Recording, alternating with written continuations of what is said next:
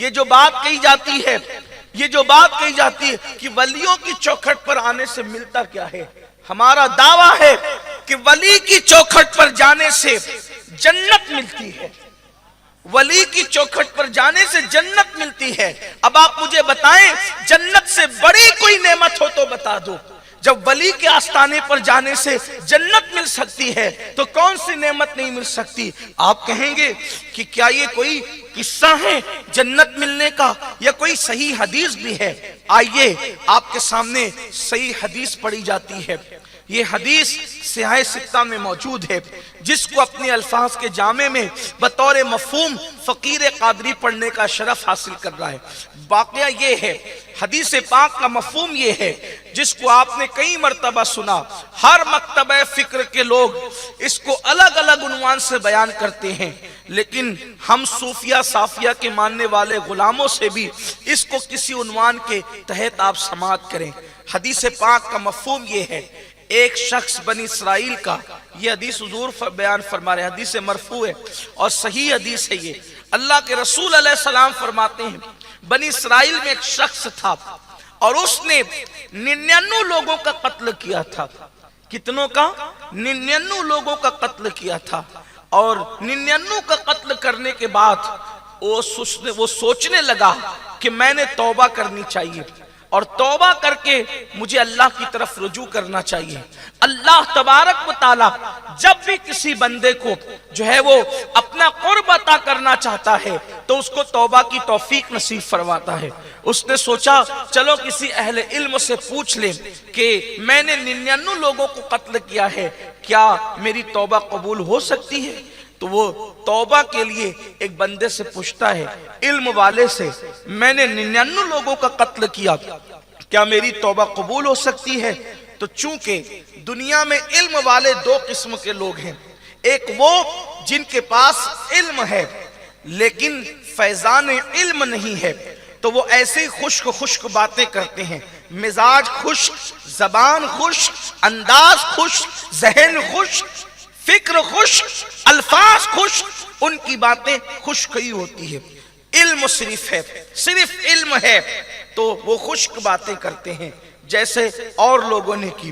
دوسرا طبقہ وہ ہے جس کو علم ملتا ہے، علم کے ساتھ فیضان علم بھی نصیب ہوتا ہے، تو وہاں خشکی نہیں ہوتی، وہاں ذوق ہوتا ہے، وہاں پر ذوق ہوتا ہے، وہاں پر عشق ہوتا ہے، وہاں پر عقیدے کی جلوہ نمائیاں ہوتی ہے، وہاں پر جو ہے وہ امیدوں کی کرنیں ہوتی ہے۔ مثال کے طور پر شیطان کے پاس بھی علم تھا لیکن فیضان علم نہیں تھا، وہ گمراہ ہو گیا، مگر اللہ اکبر اور بھی لوگوں کے پاس علم تھا لیکن فیضان علم نہیں تھا، وہ گمراہ ہو گئے، مگر وہ لوگ جن کے ساتھ علم کے ساتھ فیضان علم، باب مدینۃ العلم کی چوکھٹ سے جو وابستہ ہوتے ہیں ان کو علم کے ساتھ فیضان علم بھی نصیب ہوتا ہے۔ آپ کہیں گے فیضان علم آتا کہاں سے ہے؟ مدرسوں سے علم ملتا ہے، اور جب وہی مدرسے میں پڑھنے والا خانقاہوں سے وابستہ ہو جاتا ہے تو پھر اللہ اس کو فیضان علم بھی عطا کر دیتا ہے۔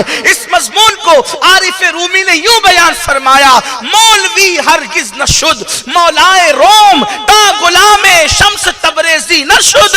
اس وقت تک کوئی مولوی مولائے روم نہیں ہو سکتا جب تک کہ وہ شمس تبریز کا غلام نہ ہو جائے۔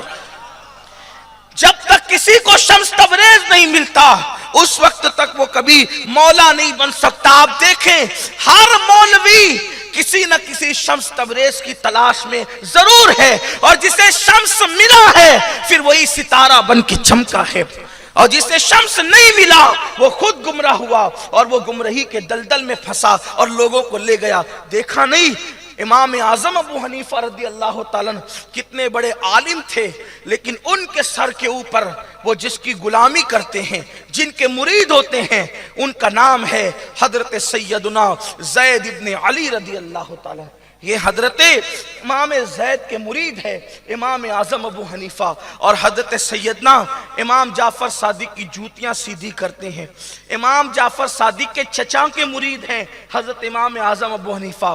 امام احمد ابن حنبل رضی اللہ تعالیٰ عنہ امام علی رضا سے وابستہ ہیں۔ اسی طریقے سے اور بھی ایک پوری تفصیل ہے، یعنی کوئی بھی علم والا آپ کو بغیر مرشد کے نظر نہیں آئے گا، اور جہاں مرشد نہیں ہے پھر وہاں خشکی باتیں ہیں۔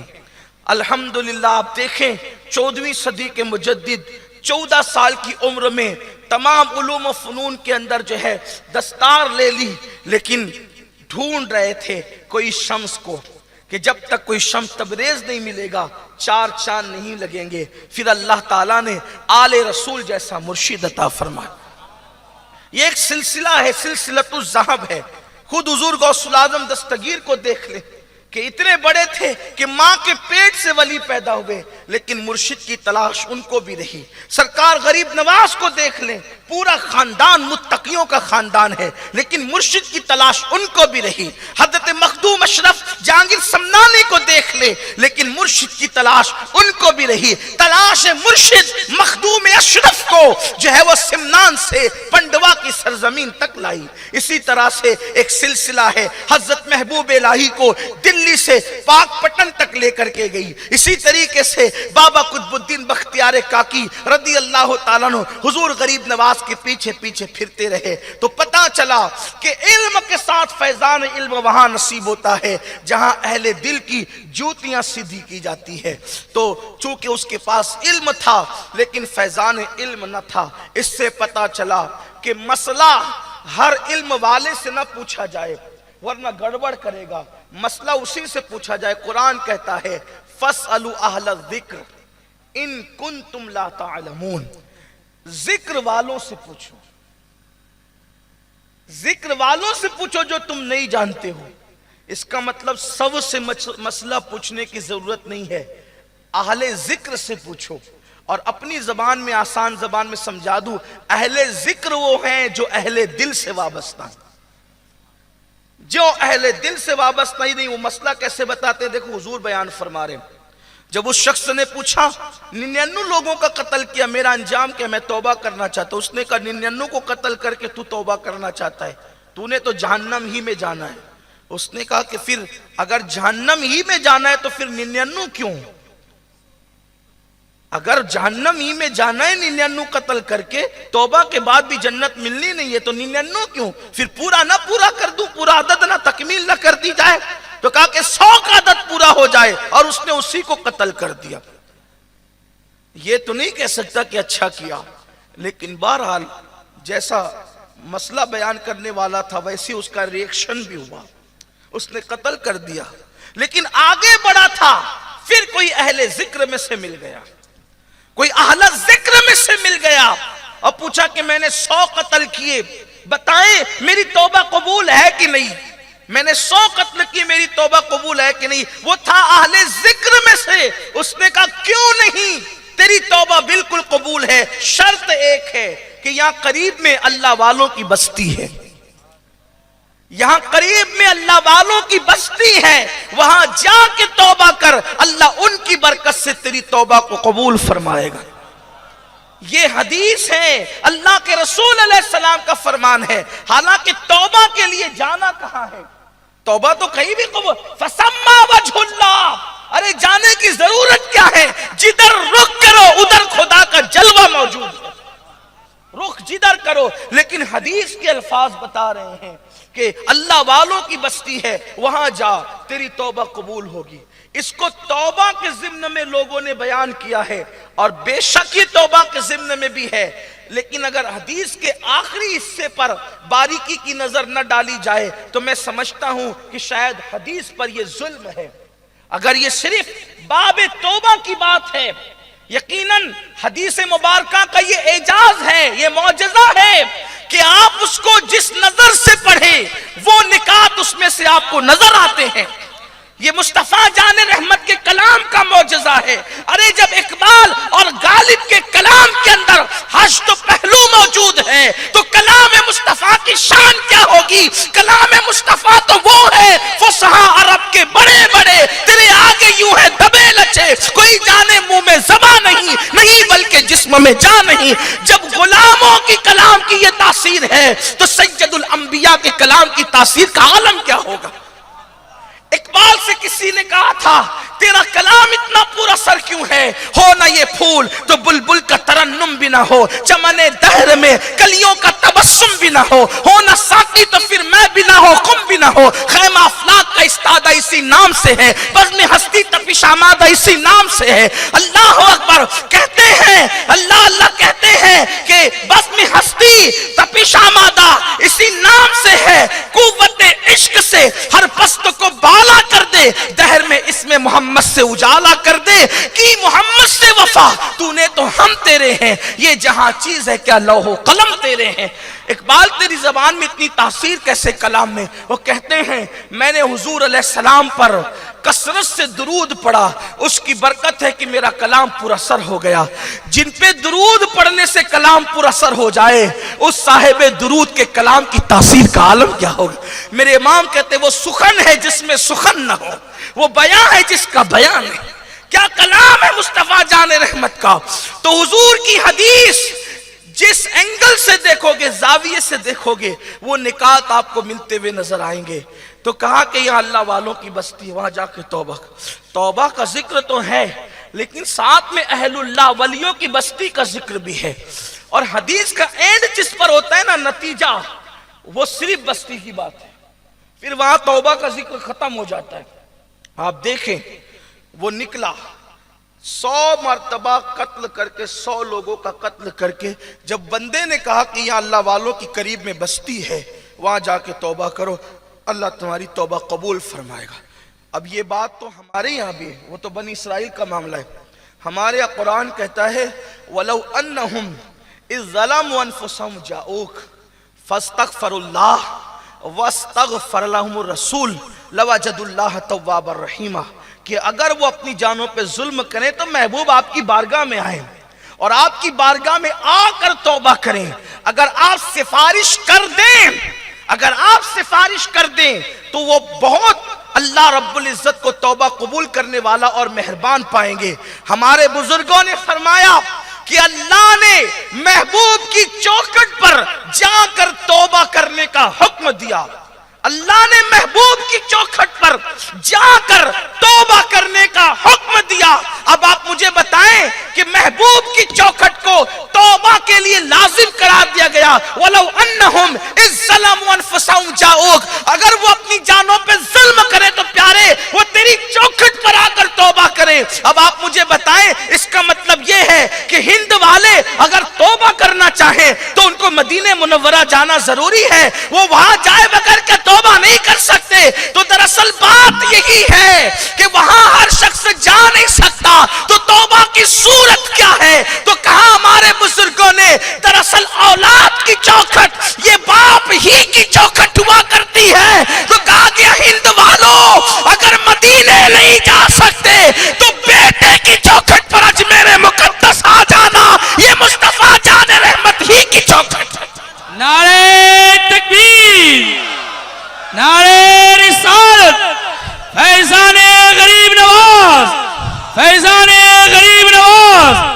کبھی داتا کی چوکھٹ پر آ جانا، کبھی غریب نواز کی چوکھٹ پر آ جانا، کبھی محبوب الہی کی چوکھٹ پر آ جانا، کبھی بختیار کاکے کی چوکھٹ پر آ جانا، کبھی بندہ نواز کی چوکھٹ پر آ جانا، کبھی خواجہ دانا کی چوکھٹ پر آ جانا، کبھی مخدوم اشرف کی چوکھٹ پہ آ جانا، کبھی 52 گز کی چوکھٹ پر آ جانا۔ یہ سارے در مصطفیٰ ہی ہے، اور در مصطفیٰ در خدا ہے، بخدا خدا کا یہی ہے در، نہیں اور کوئی مفر مقر، جو وہاں سے ہو یہیں آ کے ہو، جو یہاں نہیں تو وہاں نہیں۔ سبحان اللہ۔ کعبے میں ڈھونڈنے والے جب خدا کو نہ پائے تو خدا نے پتہ بتایا، لوجد اللہ، اللہ کو ضرور پائیں گے۔ کہاں پائیں گے اللہ کو؟ کہاں پائیں گے؟ لوجد اللہ کہاں پائیں گے؟ در مصطفیٰ پر پائیں گے۔ اور ملے گا تو ہر جگہ، لیکن ہر جگہ ملے گا تو کام بنے نہ بنے کوئی گارنٹی نہیں۔ اللہ ہر جگہ ملے گا اپنی شان کے مطابق، لیکن کام بنے یہ ضروری نہیں ہے۔ وجہ دیکھو، سمجھو، تم ملانے کے لیے، صرف سمجھانے کے لیے کہتا ہوں۔ مثال کے طور پر میں نے کہا کہ فلاں ایم ایل اے صاحب آپ کو مل جائیں گے، ایم پی صاحب مل جائیں گے، ڈاکٹر صاحب مل جائیں گے، مولانا صاحب مل جائیں گے، تو وہ ملے تو صحیح مگر تھے کچھ ناراض سے، تھے کچھ ناراض سے، ملے مگر ناراض سے تھے، ملے غصے میں تھے، ملے موڈ اچھا نہیں تھا۔ تو بولو کام بنے گا کہ بگڑے گا؟ ملے تو ضرور لیکن کام نہ بنا تو کام کب بنے گا؟ کام کب بنے گا؟ جب ملے تو موڈ بھی اچھا ہو، خوش ہوں، کام بنانے کے موڈ میں ہوں۔ مثال کے طور پہ کہیں ملے تو تھے غصے میں، لیکن پیر صاحب کے یہاں ایم ایل اے صاحب ملے تو وہاں ہاتھ جوڑ کے کھڑے ہوئے تھے، سرکار ہمارے لیے بھی دعا کرنا۔ وہاں مرید آیا تو کہا کہ ذرا اس کا کام بنا دو، تو چونکہ موڈ اچھا تھا، رحم دلی تھی، کام ہو گیا۔ اب اس کو یہی چھوڑیے، بلا تمثیل بلا تمثیل، خدا ملتا ہر جگہ ہے، لیکن کیا ضروری ہے کہ ہر جگہ ملے تو کام بن جائے؟ ملے ہر جگہ، فسمى وجہ اللہ، جدھر رخ کرو ادھر اس کا جلوہ ہے، لیکن تیرے گناہ کی وجہ سے ناراض ملا تو بول تجھے فرعون کی طرح دریا میں غرق نہ کر دے گا؟ سود کھانے کی وجہ سے تجھ سے ناراض سے تھے تو نمرود کی طرح لنگڑے مچھر سے ہلاک نہ کر دے گا؟ ملا تو ہر جگہ ملا اپنی شان کے مطابق، لیکن کام کہاں بنے گا؟ تو قرآن کہتا ہے لَوَجَدُ اللَّهَ تَوَّابًا رَحِيمًا۔ جب وہ در مصطفیٰ پہ ملے گا تو پھر ناراض نہیں ملے گا، غصے میں نہیں ملے گا، جلال میں نہیں ملے گا۔ ہاں تجھ پر جو ہے وہ اللہ اکبر ناراضگی کی کیفیت میں نہیں ملے گا، کیونکہ پھر تجھے نہیں دیکھے گا۔ لَوَجَدُ اللَّهَ تَوَّابًا رَحِيمًا، محبوب کی صورت کے صدقے پھر تجھ سے اس شان سے ملے گا کہ وہ بہت توبہ قبول کرنے والا مہربان ہے۔ مہربانی کے ساتھ ملے گا تو بگڑی بنے گی۔ پتہ چلا در مصطفیٰ پر خدا ملتا ہے اس شان سے کہ وہ توبہ قبول کرنے والا بھی ہے اور مہربان بھی ہے، مگر وہ تو قہار و جبار بھی ہے۔ اسی لوگ کہتے ہیں ہم ڈھونڈ لیں گے اسے۔ خدا نے اپنا پتہ بتایا، لَوَجَدُ اللَّهَ تَوَّابًا رَحِيمًا۔ اگر مجھے مہربانی کی حالت میں پانا ہے تو میرے محبوب کے دروازے پر آؤ۔ اور محبوب کا دروازہ کہاں ہے؟ ابھی آپ سن چکے، قرآن ایک مقام پر کہتا ہے ان رحمت اللہ قریب من المحسنین، کہ بے شک اللہ کی رحمت محسنوں کے قریب ہے۔ تو جو وہاں جاتا ہے وہ بھی رحمت کا مستحق ہو جاتا ہے۔ تو بات دور نکل گئی، عرض کر رہا تھا کہ وہ اللہ کے ولیوں کی چوکھٹ کی طرف اشارہ کرتا ہے، وہاں جاؤ توبہ قبول ہوگی۔ وہ نکلا، زندگی نے وفا نہ کیا، چند قدم ہی چلا تھا کہ اس کا انتقال ہو گیا، چند قدم ہی چلا تھا کہ اس کا انتقال ہو گیا۔ انتقال ہوا تو دونوں طرف کے فرشتے آ گئے، رحمت کے فرشتے بھی آ گئے اور عذاب کے فرشتے بھی آ گئے۔ میں کہتا ہوں کیا یہ فرشتے اپنی مرضی سے چلے آتے ہیں؟ یہ کوئی قربانی کا قصہ تھا کہ دو مدرسے کے لوگ آ کر آپس میں لڑنے لگے معاذ اللہ کہ ہم لے جائیں گے چمڑا اور ہم لے جائیں گے؟ استغفر اللہ، کوئی مدرسے کا معاملہ تھا؟ فرشتے تو اللہ کی مرضی کے بغیر کہیں نہیں جاتے۔ تو جب رحمت کے فرشتوں کو بھیجا تو عذاب کے فرشتوں کو کیوں بھیجا؟ اور جب عذاب کے فرشتوں کو بھیجا تو رحمت کے فرشتوں کو کیوں بھیجا؟ کیونکہ فرشتہ تو کہتے ہی اسے ہیں کہ اللہ کی مرضی کے بغیر اس نے کوئی کام نہیں کرنا۔ پھر دونوں طرف کے آئے کیوں؟ یہ قدرت کی شان ہے کہ دونوں طرف والوں کو بھیج کر کے گویا کے مقرروں کو تقریر کا عنوان عطا کر دیا، ولیوں کے غلاموں کو ولیوں کی فضیلت بتا دی، اولیاء اللہ کے غلاموں کو اولیاء اللہ کی شان بتا دی۔ جب دونوں طرف کے فرشتے آئے، رحمت والوں نے کہا ہم لے جائیں گے، عذاب والوں نے کہا ہم لے جائیں گے، دونوں میں گفتگو ہوئی۔ یہ معاملہ قدرت کی بارگاہ میں پیش کیا گیا اور قدرت نے یہ نہیں کہا، توجہ کرے اب اصل عنوان شروع ہوتا ہے۔ قدرت نے یہ نہیں کہا فرشتوں انما الاعمال بالنیات، اعمال کا دار و مدار نیتوں پر ہے، توبہ کی نیت سے نکلا تھا سو ہم نے معاف کر دیا، نہیں بخشش کر دی، نہیں۔ کیا کیا؟ قدرت بھی دیکھو ولایت کی شان کیسے ظاہر کرتی ہے، قدرت ولیوں کے آستانے کی شان کیسے بتاتی ہے۔ یہ حدیث صحاح کے اندر ہے، اللہ کے رسول علیہ السلام کے فرمان کا مفہوم ہے کہ اللہ نے دونوں فرشتوں کے درمیان یوں فیصلہ فرمایا کہ فرشتوں جاؤ اور میرا بندہ جہاں پر اس کا لاشا پڑا ہوا ہے وہاں سے لے کے اس کے گھر کا فاصلہ گنو، اگر وہ اپنے گھر سے قریب ہے تو اسے عذاب کے فرشتے لے جائیں، اور اگر وہ ولیوں کی بستی کے قریب ہے تو پھر اس کو رحمت کے فرشتے لے جائیں۔